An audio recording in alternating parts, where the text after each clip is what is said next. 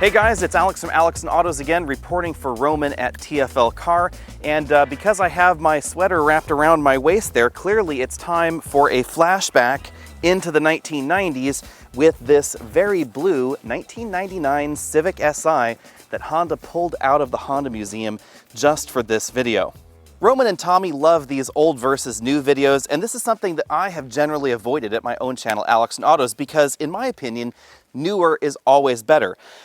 But I actually think the Civic Si is an exception because I love this blue Civic Si, and although I like the current generation Civic Si, I have a 2020 Civic Si HBT right next to me, I don't like it as much as I like this one right here. It's not just because it's a blast down memory lane, because this is a 1999 Civic Si. It has to do with the differentiation within the Civic lineup. This Civic Si has about 16% more power than the average Civic on the road, because the average Civic has a 1.5 liter turbocharged engine under the hood as well. But this blue Civic over here, this has 60% more power than you found in the average Civic. If you were to apply that same percentage, this Civic Si should have Civic Type R power. Clearly, the new Civic Si has more of everything compared to the old model.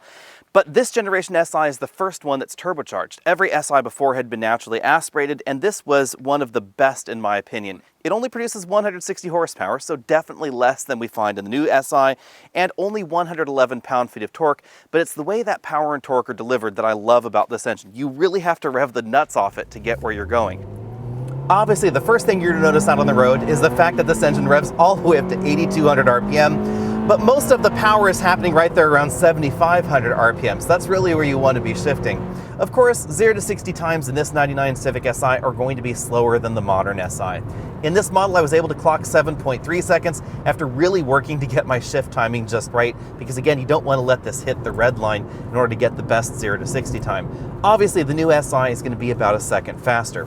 Even though this generation Si had upgraded braking versus the rest of the Civic lineup, obviously stopping from highway speeds is going to take longer than a modern car, especially a really modern vehicle like the Civic Si with summer tires and upgraded brakes on it.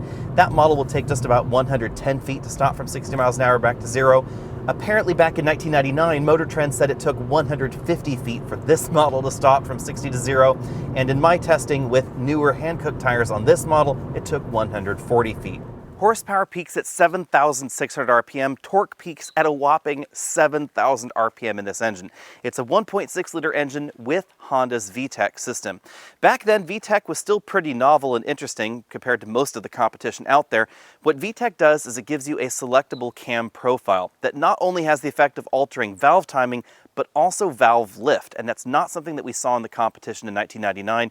That engaged right around 5,500 RPM, and of course has been the source of internet memes for absolute decades. As always, however, the numbers don't really tell the story of a vehicle, because I think this is more fun to drive than the modern Civic. There's something hilarious about being able to ring the engine all the way out to 8,000 RPM.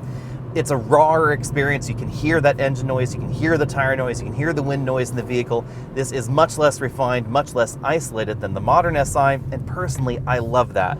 The steering rack in this model has so much more feel than we find in the modern Si, but the steering ratio is pretty slow. So out on a really winding road like this, you really have to crank the steering wheel a lot and then really be quick on unwinding the wheel, because this is 3.6 turns lock to lock versus 2.1 turns lock to lock on the modern Si.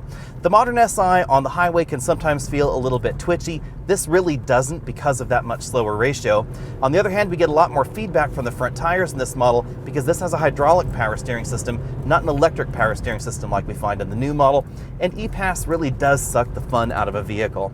Under this hood, we find a thoroughly modern engine. 1.5 liters, 205 horsepower, 195 pound-feet of torque, direct injection technology.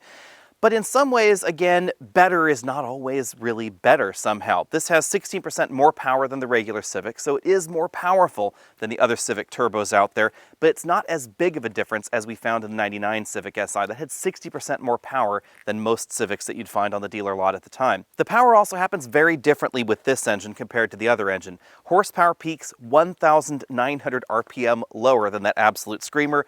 Torque peaks 5,100 RPM lower, and the red line is nearly 2,000 RPM lower. So this engine does not like to rev in the same way that other generation Civic SIs did. Now don't get me wrong, I love turbocharged engines. I love the fact that you don't have to shift all the time when you're climbing your favorite winding mountain road because we get gobs of torque at low RPMs.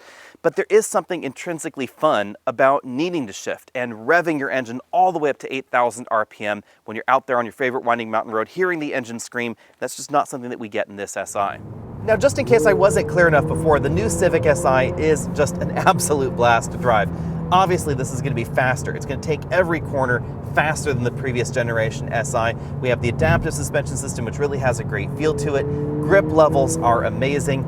The refinement in the suspension is definitely excellent as well. Even though this generation of the Civic Si is going out, and we're going to be getting a new generation of Civic very, very soon, this feels just about as sorted or more sorted than the newest entries in this segment, the Volkswagen GLI, the Hyundai Elantra N-Line, the Forte GT. So when I say that this generation of the Civic Si disappointed me a little bit, I'm not really talking about its driving dynamics because they are excellent. I'm talking about its differentiation in the lineup.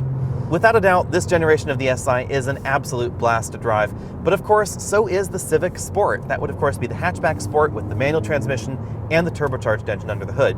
It produces almost as much power as we find in this model, a little bit more practicality because of the hatchback, and it's a little bit less expensive as well. Now, it doesn't have all of the same features that we find in here. It doesn't have the limited slip differential.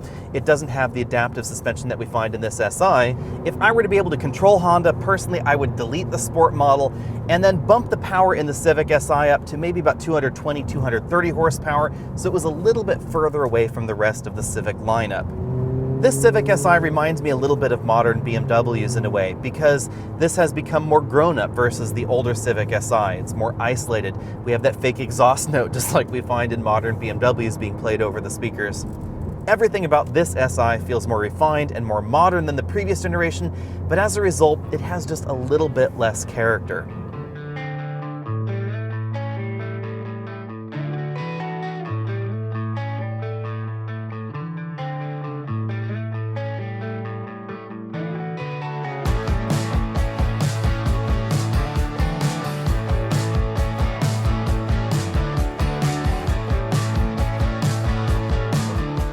This may or may not be an asset to some of you, but the current generation Civic Si definitely is a little bit more look at me when it comes to styling. We have the wing on the back, the single exhaust tip. It's more differentiated from the regular Civic than the 99 Civic Si. And personally for me, I like the discreetness of this generation Civic. I like the fact that if someone didn't notice the Si badge, or if you had removed it and you were at a stoplight, you could blow them away and they probably would think to themselves, what on earth happened with the Civic that was just that stoplight next to me? That's the kind of thing that happened in this, because the rest of this Si looks very much like the rest of the Civic lineup. Obviously, I've been hanging out with my friends at TFL Car just a little bit too often because my go-to phrase has always been, newer is always better. And of course, the new Civic Si is, in every way that's measurable, better than the old Civic Si. It's bigger, it's wider, if that means better to you. It certainly has more power, it has more torque, it has more gears, it has more grip, it has wider tires, better brakes, it has an adaptive suspension system, LED headlights, LED taillights, all that kind of stuff going on. But in every way that's immeasurable, I think the 1999 Civic Si is actually better. It's more engaging, it's more fun, it's more direct, it's rawer. The 1.6 liter engine really wants you to rev its nuts off in order to get where you're going, and that's just fun. Sure, the steering ratio is not my preference. The steering ratio on this one reminds me of a tractor. We got over 3 turns lock to lock. In parking lot maneuvers, you're really shuffling the steering wheel around so much compared to the brand new one that it feels out of place. But on the other hand, we have more feedback from the front tires than we have in the modern Civic Si. And in my opinion, that makes the steering in this better than the current Civic Si. So which of these vehicles would you get if your cash were on the line? If you had access to a really clean 99 Civic Si like this one, this has just 2,000 miles on it. It is in almost factory rollout condition. Or would you get a brand new Civic Si for probably about the same price? I don't really know how much a 99 Civic Si in this condition would go for, but I suspect it could be more expensive than the brand new red Civic Si behind me. Be sure and hit that subscribe button if you haven't already done so, or I should say, according to Roman, smash that subscribe button. Of course, find me over at youtube.com/AlexandAutos, Facebook, all those other social places, and I'll see all of you in some other video in the future. Bye.